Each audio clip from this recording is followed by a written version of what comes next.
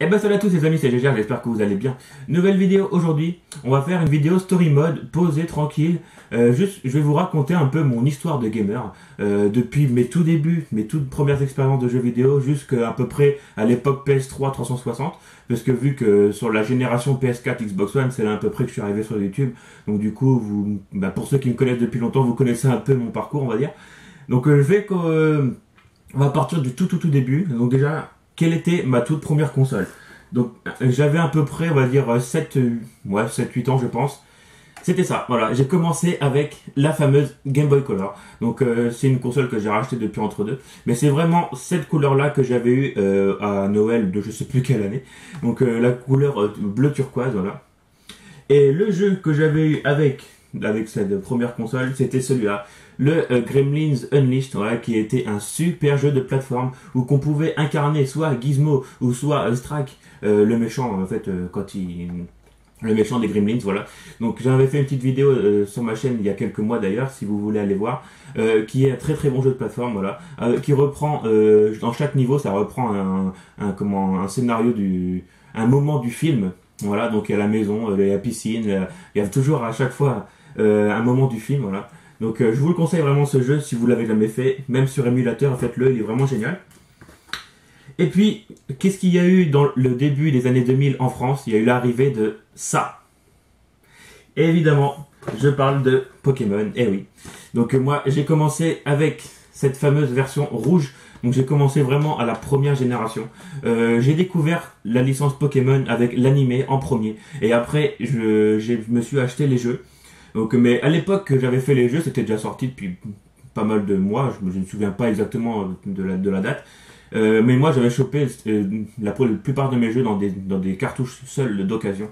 Voilà. J'avais pas eu mes jeux neufs parce que j'allais dans un petit magasin qui vendait des occasions. Voilà. Donc moi j'avais juste chopé la cartouche de ce Pokémon rouge. Et là, j'ai découvert un jeu énorme. C'était mon premier RPG, de toute façon, de toute ma vie de gamer, voilà, sur Game Boy Color. Bah, c'était ma Game Boy Color, mais l'opus Game Boy, voilà. Donc, que dire de plus sur ce Pokémon rouge? Combien de parties j'ai dû relancer en tout? À chaque fois que je finissais la ligue, je recommençais, je refaisais une autre partie. Après, à chaque fois, je reprenais un starter différent. Mais j'ai passé énormément d'heures sur ce Pokémon rouge. Et pour vous parler d'un dernier jeu qui m'a marqué sur cette Game Boy, il y en a encore plein d'autres, hein, mais bon, il a fallu que je fasse un choix quand même. C'est un autre Pokémon, bah du coup c'est la version jaune, voilà. C'est vraiment on va dire les trois jeux qui m'ont le plus marqué dans cette génération Game Boy, voilà, les deux Pokémon et le Gremlins. Donc la version jaune qui était un peu une version rouge un peu améliorée, sauf qu'il y avait beaucoup de fans qui reprenaient l'animé. Voilà, il y a Pikachu qui nous suivait, on pouvait voir son humeur à Pikachu. Au début c'était vraiment drôle parce que au début il pouvait pas nous blairer, ça c'était vraiment cool, on voyait un icône, il était pas content et tout. Il y avait la Team Rocket dans cette version jaune, c'était vraiment génial quand même. Quand on était fan de l'animé, de retrouver la Team Rocket dans la version jaune sur Game Boy, c'était vraiment génial. Donc voilà, donc c'était vraiment ma première expérience de jeu, cette fameuse Game Boy, voilà. Donc, comme je l'ai dit, il y a énormément de jeux que je ne vais pas forcément parler aujourd'hui, mais c'est vraiment les principaux que j'ai voulu vous présenter, voilà. Donc maintenant, on va passer à ma première console de salon. Donc maintenant, on arrive à ma fameuse console de salon, ma première console de salon. Puisque moi, il faut savoir, à l'époque, mes parents n'étaient pas très fans des jeux vidéo. Les vieux préjugés, là, de dire que les jeux vidéo rendaient débiles, c'est un peu ce que mes parents avaient en tête. Mais quand même, mon cousin m'avait donné une console parce que lui, il avait eu la PlayStation et il m'avait donné son ancienne console qui était la Super Nintendo. Donc déjà, j'y avais déjà joué en allant chez lui. Voilà, je vais en revenir après sur quelques jeux qui m'ont marqué sur cette console. J'y jouais déjà chez lui à deux, voilà. Et quand il me l'a donné, bah, du coup, bah, c'est là que j'ai pu me consacrer à fond à cette première console de salon, la Super NES. Pour histoire, celle-ci que je tiens dans les mains, c'est la mienne de l'époque. Je l'ai conservée depuis toutes ces années, c'est vraiment la mienne. Bon, mais faut savoir pareil que je l'ai eu vraiment tard, hein, je l'ai pas eu du tout à la sortie. Ça devait être en, je sais pas, 2003-4, ça se trouve, je l'ai eu vraiment super tard. Hein. Puisque vu que, comme je vous ai dit que mes parents n'étaient pas très fans de jeux vidéo, bah du coup j'ai récupéré beaucoup de consoles, soit qu'on m'a donné, ou alors que j'ai racheté après, vous allez voir sur d'autres consoles, voilà. Donc ma première console de salon. Et du coup, je vais vous présenter 3 jeux qui m'ont marqué. Donc c'est des jeux qui m'avaient été donnés aussi avec cette console. Donc le premier, le Street Fighter 2, voilà. Donc c'était vraiment le premier jeu que j'ai découvert en multijoueur, quoi. Parce que sur Game Boy, je pouvais pas vraiment jouer en multijoueur. Donc du coup, avec mon cousin, on a fait énormément de combats en 1v1 sur ce Street Fighter 2. Je me rappelle qu'à l'époque, j'avais une manette, je sais plus si c'était turbo ou un truc du genre. On pouvait modifier les touches derrière et du coup, ça faisait des coups tout seul.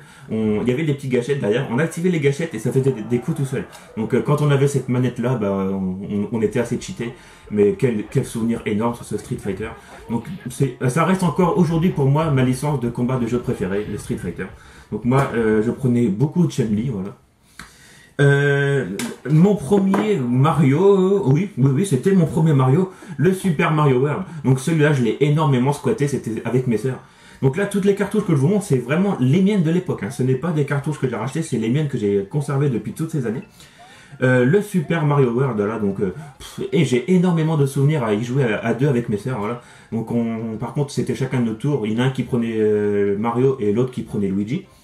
Et on pouvait s'échanger des vies, je me rappelle, c'était assez drôle. Moi, des fois, je piquais les vies de mes sœurs ou l'inverse. Mes sœurs me piquaient des vies, enfin bref, c'était assez drôle, voilà.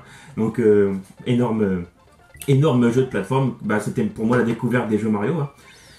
Et maintenant, mon deuxième RPG, on va dire, à part Pokémon, c'était A Link to the Past. J'ai fait une grosse erreur. A Link to the Past, voilà, mon premier Zelda. Je n'avais jamais joué à Zelda avant cette version-là. J'ai une grosse anecdote sur ce jeu. Si vous vous souvenez bien, au tout début de A Link to the Past, on sort de notre maison, on va en direction du château. Il y a un passage secret. Donc après, on retrouve notre oncle, je crois, qui donne l'épée et le bouclier. Quand on sort de cette fameuse salle secrète, on va dire, il y a deux buissons qui nous bloquent la route. Et moi, je suis resté bloqué pendant des semaines, je rigole pas, des semaines, hein, parce que je ne savais pas qu'il fallait couper les buissons avec mon épée. Et quand j'y pense maintenant, j'étais vraiment teubé quand même. Et du coup, j'étais assez frustré parce que juste avant la salle, on pouvait battre des soldats là. Et je me suis dit, mais ça va me plaire ce jeu, c'est obligé quoi. Et je comprenais pas comment qu'on pouvait passer. Fallait juste couper les buissons avec mon épée. Mais quand j'y pense maintenant, ça me fait vraiment super rire quand même. Donc ça, c'était vraiment les trois jeux qui m'ont marqué sur cette Super NES. J'en avais eu d'autres, hein, parce que mon cousin, quand il me l'avait donné, il m'avait donné au moins une dizaine de jeux. Mais c'est vraiment ces trois jeux-là qui m'ont marqué. Voilà. Donc maintenant, on va passer à une prochaine console. Donc prochaine console pour moi, c'était une console de salon toujours. Après ma Super NES, c'était à peu près à mon époque collège, je devais être en 5e je pense, donc j'avais 12-13 ans. J'avais revendu ma Game Boy Color à un pote pour me racheter une console à un autre pote. J'avais récupéré la PS1.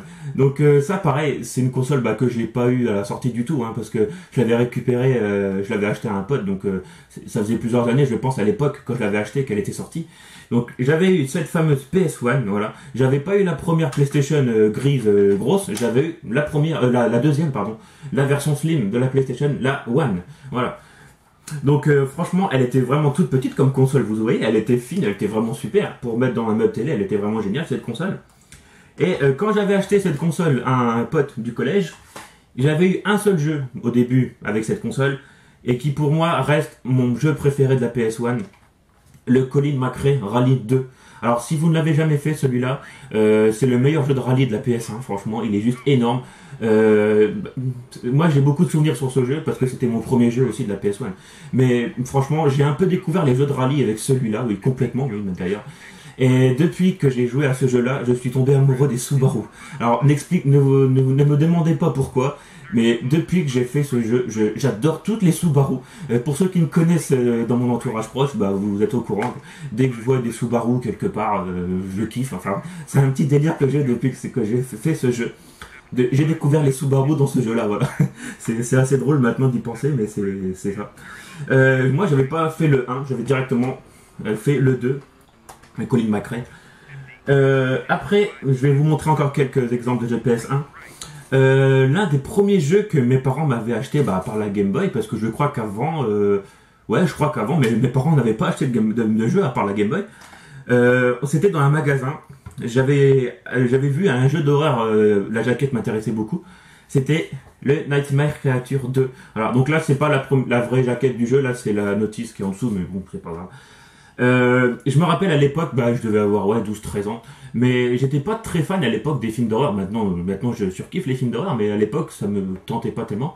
J'étais assez trouillard, on va dire, pour les films d'horreur. Mais me demandez pas pourquoi, j'ai voulu récupérer ce jeu, donc ma mère a bien voulu me l'acheter, même si il y a sûrement un Peggy. Ouais, bah là c'est pas la jaquette, donc c'est pas marqué Peggy, mais il y avait sûrement un Peggy parce que c'est un jeu assez hardcore, on va dire, un peu gore pour l'époque. Il était juste énorme. Il avait une ambiance de malade ce jeu.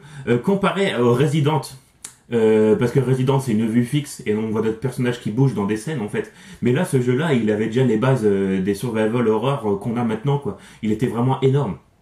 Donc on incarnait un personnage qui était armé d'une hache et on combattait des démons. Franchement, c'était génial.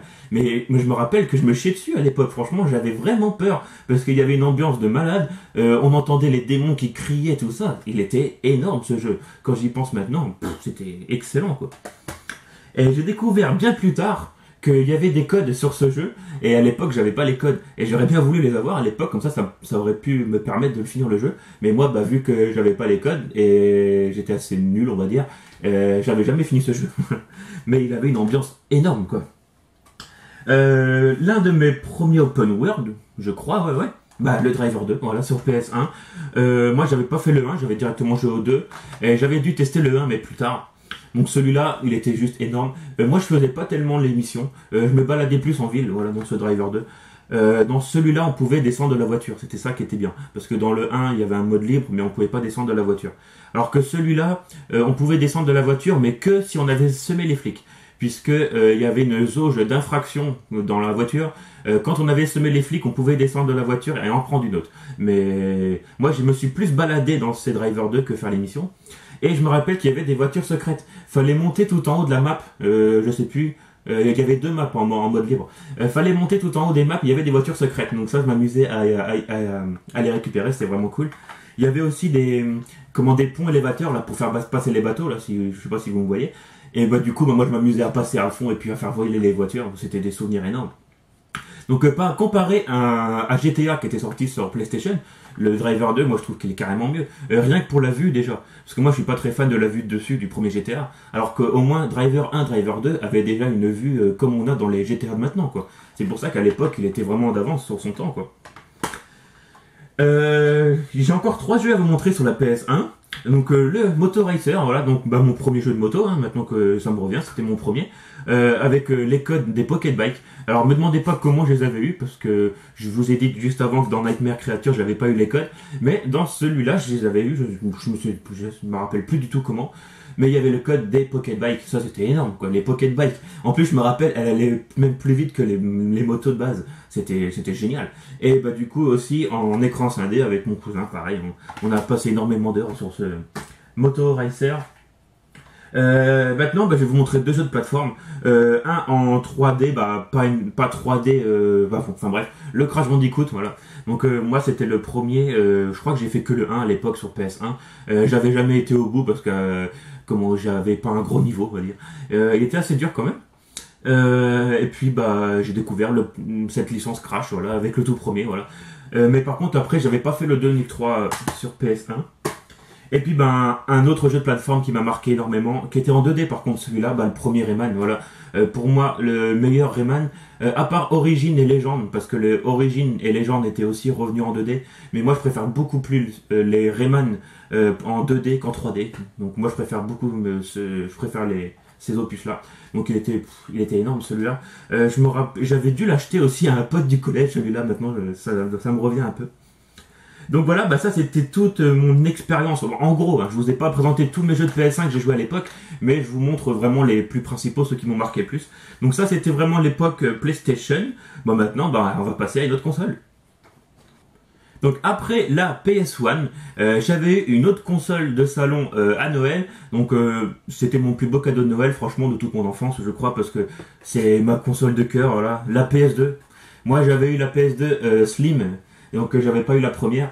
J'ai passé énormément d'heures sur la PS2, voilà. Donc pour ceux qui ne la connaissent pas, bah, je pense que tout le monde la connaît, mais bon, cette version Slim, voilà, s'ouvre avec un clapet comme ça. Ce n'est pas comme la première avec le tiroir.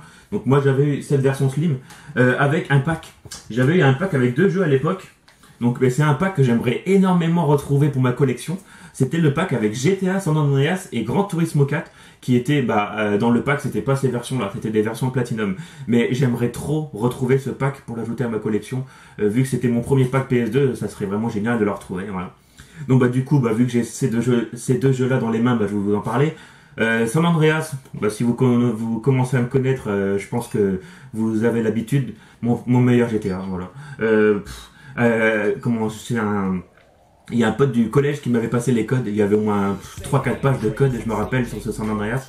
C'était juste énorme, voilà. J'ai eu une grande période où je faisais même pas l'émission. Je me baladais dans la ville. Puisque moi, avant ce San Andreas, mon jeu open world, comme je vous ai dit juste avant, c'était Driver 2. Donc je passais de Driver 2 à San Andreas, quoi. Mais c'était le jour et la nuit, quoi. Franchement, graphiquement, c'était ouf. Il y avait des musiques de malade. C'était beaucoup plus grand. Il y avait plus de possibilités. Il y avait des armes aussi. Parce que dans Driver 2, il n'y avait pas d'armes. C'était que des missions avec des véhicules. Là, j'ai découvert un open world avec des armes. C'était juste énorme, voilà. Mon premier grand GTA. Parce que avant San Andreas, j'avais quand même dû tester le 1 sur PS1. Je crois que mon cousin me l'avait prêté à l'époque. Mais c'était énorme, voilà. Que dire de plus sur ce San Andreas, quoi. Et je trouve qu'encore aujourd'hui, il est pas, même le 5 n'arrive pas à la hauteur de San Andreas. Graphiquement, le 5, ça n'a rien à voir, je suis d'accord. Mais niveau fun, il est pas à la hauteur de ce San Andreas, je suis désolé. C'est mon avis, voilà, c'est ça.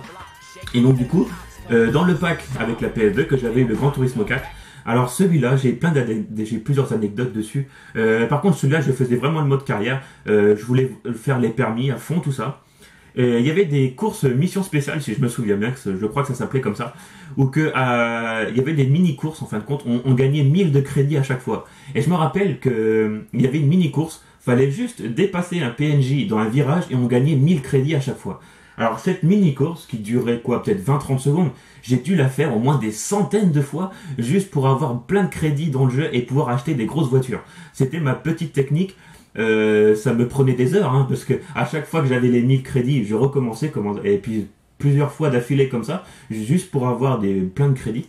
Et je crois que d'ailleurs j'avais jamais dû terminer tous les permis, mais franchement il était juste énorme. Et graphiquement, celui-là, c'est l'un des plus beaux jeux de la PS2. Même encore aujourd'hui, quand vous relancez ce jeu, on a limite l'impression que c'est un petit jeu PS3, tellement que c'est super beau, franchement. Donc il était juste énorme, ce Gran Turismo 4. Et puis pareil, je vous l'ai pas montré, mais j'y avais déjà joué à Gran Turismo sur la PS1, mais bon, vu qu'il m'avait pas marqué énormément, je vous l'ai pas présenté dans la vidéo. Mais c'est vraiment ce 4 où je me suis mis à fond sur cette licence Gran Turismo. Et là, je suis vraiment très très pressé d'avoir le prochain sur PS5, qui on a vu à peu près dans les menus, tout ça, qui va se rapprocher du 4. Donc ça va être génial. Je sais pas en quelle année j'aurai ma PS5, mais bon, quand il y aura Gran Turismo qui va sortir sur le PS5, il va me le falloir. Maintenant, je vais vous présenter d'autres jeux de PS2 qui m'ont énormément marqué. J'ai fait un petit tri très vite fait parce que je pouvais pas non plus tout vous montrer en une vidéo. Mon premier Need for Speed, le Carbone, voilà. Donc moi, c'était mon époque un peu tuning. Je me rappelle, j'achetais des magazines tuning et tout ça. Et donc quand j'ai vu qu'il y avait un jeu de tuning, moi je l'avais jamais joué avant à Need for Speed. J'ai découvert la licence avec le Carbone. Et pour la petite anecdote, encore une fois, je me rappelle que j'étais parti en vacances avec un pote. Et ma mère m'avait donné un peu d'argent de poche pour dépenser un peu là-bas. J'avais dépensé tout mon argent pour acheter le jeu pendant mes vacances. En fin de compte, on avait visité un magasin de jeux, je ne sais plus trop du genre. Et puis j'avais dépensé tout mon argent de poche pour acheter le jeu. Je me rappelle, je m'étais peut-être fait un peu disputer quand j'étais rentré, je crois. Sur PS2, j'ai découvert les jeux de foot, voilà. Donc j'avais pas joué à FIFA ni PES. À l'époque sur PS1, c'était peut-être pas PES, c'était peut-être ISS. Mais moi, j'ai découvert les jeux de foot sur la PS2 avec ça. Le Monde des Bleus 2002. Donc, en plus, ce qui est marrant, c'est marqué à la conquête d'une deuxième Coupe du Monde. C'était vraiment cool, franchement. Je l'ai relancé il y a pas longtemps. J'avais fait un petit gameplay sur ma chaîne secondaire. Donc, si vous voulez voir un peu à quoi ça ressemble, ce jeu Monde des Bleus 2002, je vous invite à aller voir mon petit gameplay sur la chaîne secondaire. Maintenant, ça pique les yeux. C'est vraiment très pixelisé. Mais je me rappelle, j'ai des souvenirs incroyables sur ce jeu. Avec le commentateur de Thierry Roland, qui était dans le jeu, voilà. Donc c'était ouf quand même. Donc de retrouver toute l'équipe de France de 98 en gros, parce que c'était vraiment les champions du monde de la première coupe, on va dire.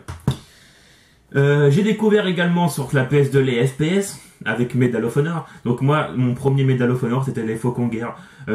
Énorme, énorme, énorme. Celui-là, le mode histoire, c'était sur la Seconde Guerre mondiale. Donc moi, c'est une époque de l'histoire qui me fascine depuis que je suis vraiment gamin. La Seconde Guerre mondiale, c'est un truc qui m'intéresse beaucoup.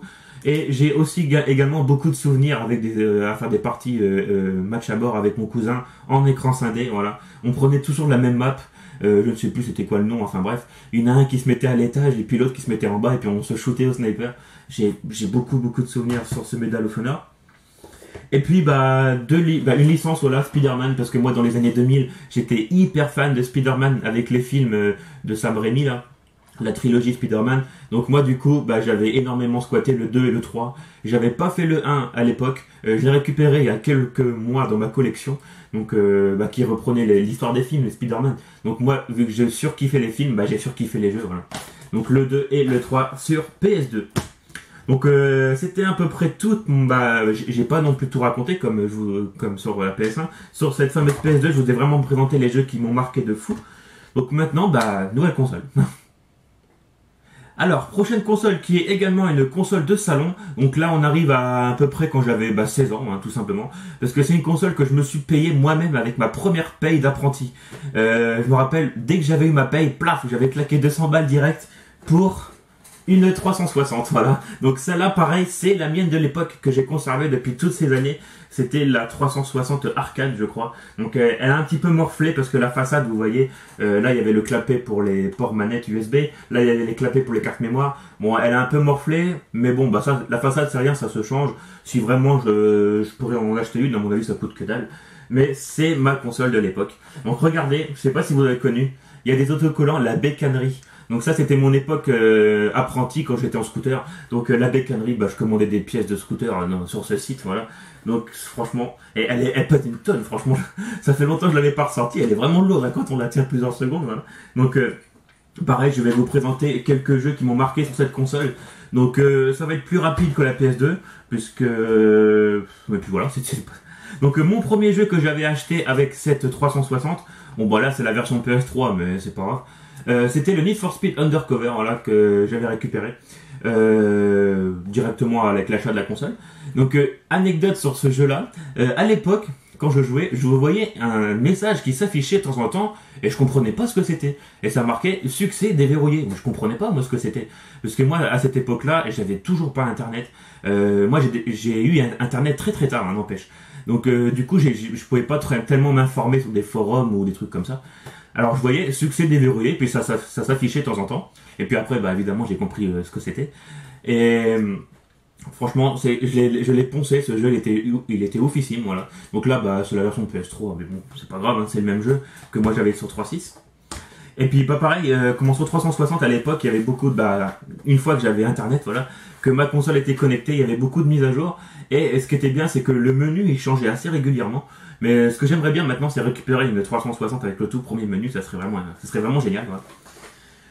Et puis maintenant, deux autres jeux, deux RPG qui m'ont marqué de fou sur cette console. Je vous les montre les deux parce que c'est la même licence. Voilà, Fable 2 et Fable 3. Voilà. Énormissime jeu de la Xbox. J'attends énormément le Fable qui va arriver sur Series X, en espérant qu'ils le sortent, parce que sur Xbox One, ils en avaient annoncé un qui a été annulé. Bon, enfin bref. J'ai découvert les Fables avec le 2 et le 3. J'ai une toute petite expérience de Fable sur la première Xbox, mais c'est pas tellement moi qui y jouais, j'ai plus regardé quelqu'un y jouer. Voilà, donc j'avais quelques d'expériences de jeu, mais c'est pas tellement moi qui jouais. Alors que là, c'est vraiment moi je me suis vraiment consacré à fond sur le 2 et le 3. Sinon, que dire de plus, dans le 3, l'histoire m'a plus marqué que le 2, puisque on incarnait un prince au début quand on commence l'aventure. Notre frère était le roi d'Albion, et du coup on se rebellait contre lui, et tout le long de l'aventure on regroupait des partisans, voilà, et à la fin du jeu on retournait au château, voilà, pour reprendre la place de son frère, la place du roi, et on devenait le roi d'Albion. C'était vraiment génial, franchement. Et ce qui était vraiment ouf, c'est que après on était blindés de thunes, on pouvait acheter toutes les maisons, franchement c'était énorme. C'est pour ça que je suis vraiment pressé du prochain Fable sur Xbox, voilà. Donc maintenant, on arrive à la dernière console que je vais vous parler. Donc dernière console que j'aimerais parler aujourd'hui, donc pour vous situer à peu près l'époque on va dire, j'ai joué à la 3.6 pendant à peu près 2 ans, pendant mon époque apprentissage et tout ça. J'ai eu une toute petite période de chômage, voilà, donc c'est quelques mois, voilà, c'était rien. Et après, bah du coup, je suis arrivé dans l'entreprise où je suis actuellement. Et avec mon tout premier salaire de cette entreprise, bah je me suis racheté une console, la concurrence de la 360. La PS3, voilà. Donc j'ai découvert la PS3 très très tard. C'était limite peut-être 2 ans avant que la PS4 sorte. C'est pour ça que j'ai beaucoup de retard sur cette PS3. Il y a énormément de jeux que je n'avais pas fait à l'époque, mais que j'ai découvert après avec des versions de PS4. Enfin bref, je vais pas rentrer dans les détails. Donc moi j'avais récupéré celle-ci. La deuxième modèle, c'était la Slim. La PS3 Slim, voilà. Avec mon tout premier jeu que j'avais acheté à l'époque, c'était le MotorStorm Pacific Rift. Donc c'était un super jeu de rallye, franchement. Il mélangeait plein de styles différents. Il y avait de la voiture, de la moto, des buggy, des quads. J'espère que je dis pas de bêtises. Mais franchement, c'était une super licence. Parce que maintenant, elle est passée complètement à la trappe, cette licence. Je comprends pas pourquoi. Sur PS4, ça aurait été vraiment bien d'avoir un MotorStorm. Il y en a eu 3 sorties sur PS3 et celui-là, c'est le 2. Voilà. Donc moi, j'avais acheté mon premier jeu MotorStorm sur cette PS3. Voilà. Une licence également que je parle à chaque fois, mais je peux pas passer à côté. Je vous le répète tout le temps, mais il faut absolument que vous les fassiez si vous ne les avez jamais joués. Infamous, voilà. Donc ça, c'était une licence incroyable. Un jeu open world où on incarnait Cole. Donc dans le 1, du coup, c'est un livreur, si je me trompe pas. Il livre un colis et en fin de compte, c'est une sorte de bombe atomique. Et du coup, lui, il se retrouve au milieu de cette bombe. Et une fois qu'il se réveille, il a des pouvoirs électriques. Donc on se balade dans un monde ouvert avec un personnage qui a des pouvoirs électriques. On se bat contre des ennemis. Ce qui est drôle, c'est que quand il est un peu déchargé, on va dire, il peut se régénérer dans toutes les sources électriques qu'il trouve dans la ville. C'était excellent. Donc moi, j'ai découvert cette licence complètement par hasard en téléchargeant une démo gratuite sur PS3. Et quand j'ai découvert ce jeu, j'avais eu une claque. Du coup, j'avais même acheté le jeu en version démat sur PS3 sur le store. Et du coup, bah après, j'avais récupéré la version boîte. Et également le Infamous 2, voilà, qui reprend directement la suite du premier. Donc, ce qui est vraiment génial dans cette licence Infamous, c'est qu'on peut être gentil ou méchant, comme dans Fable. Ça, franchement, c'est ouf. Si on veut, on peut tabasser des innocents, tout ça. Donc, on peut faire vraiment un peu ce qu'on veut. Ça, c'est génial. Et puis pareil, il y a un niveau de karma dans le jeu. Si on est très très très gentil, bah du coup notre personnage il se fait acclamer, c'est un héros et tout ça. Alors que si on est très très très méchant, bah tout le monde nous craint. Notre personnage il est physiquement il est pas pareil que quand il est gentil. Même sur PS4, si vous avez fait le Second Son, pareil, l'apparence du personnage il change par rapport à votre karma. Franchement, faites-les, c'est une Infamous, franchement ils sont énormes.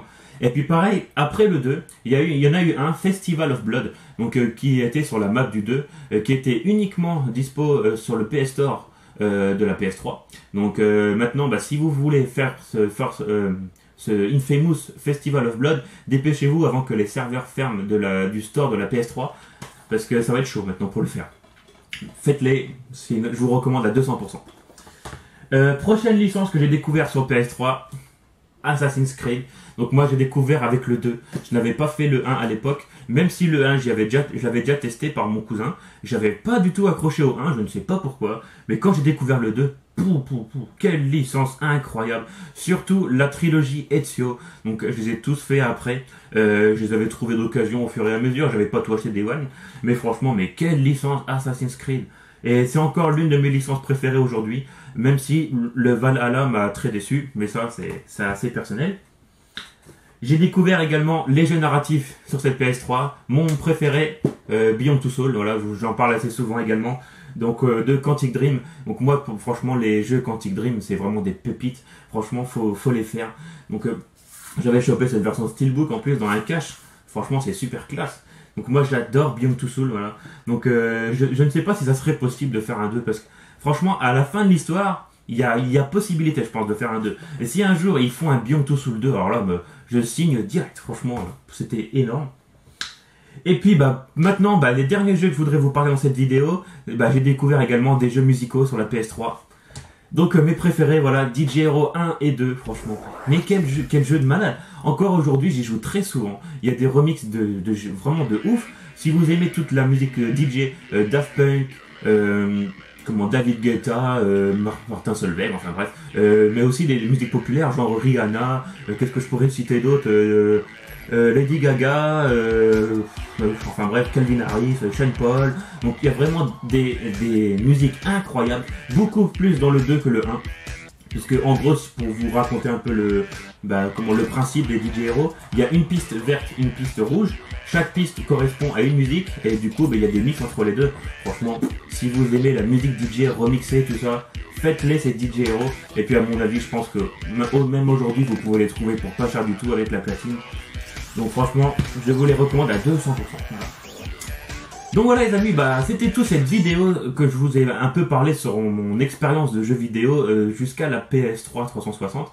Et comme j'ai dit en début de vidéo, après c'est à peu près à l'époque que je suis arrivé sur YouTube, quand j'ai eu ma PS4, voilà, donc c'était un peu en 2013, fin 2013 que je suis arrivé sur YouTube, donc je me suis dit que c'était pas la peine de vous le raconter.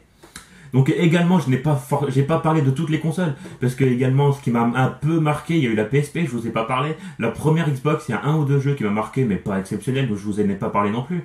Mais je vous ai vraiment fait un gros récap de mon expérience gaming, voilà, jusqu'à la 360 et PS3. Donc voilà les amis, j'espère que ça vous aura plu. Mettez un gros pouce bleu pour cette vidéo, franchement. Ça m'a fait rappeler beaucoup de souvenirs. J'espère que ça vous aura plu, une vidéo que je raconte ma vie, comme ça, story time. Donc voilà. N'hésitez pas à vous abonner à la chaîne, à regarder une ancienne de mes vidéos. Retrouvez tous mes réseaux en description. Et puis sur ce, on se retrouve dans une prochaine vidéo. Mercredi, si vous voulez me suivre, pour l'ouverture des boosters McDo. Voilà, donc si vous voulez voir ça, restez connectés, ça arrivera mercredi. Allez, je vous laisse là-dessus, passez un bon week-end, et sur ce, bon week-end. Allez, ciao!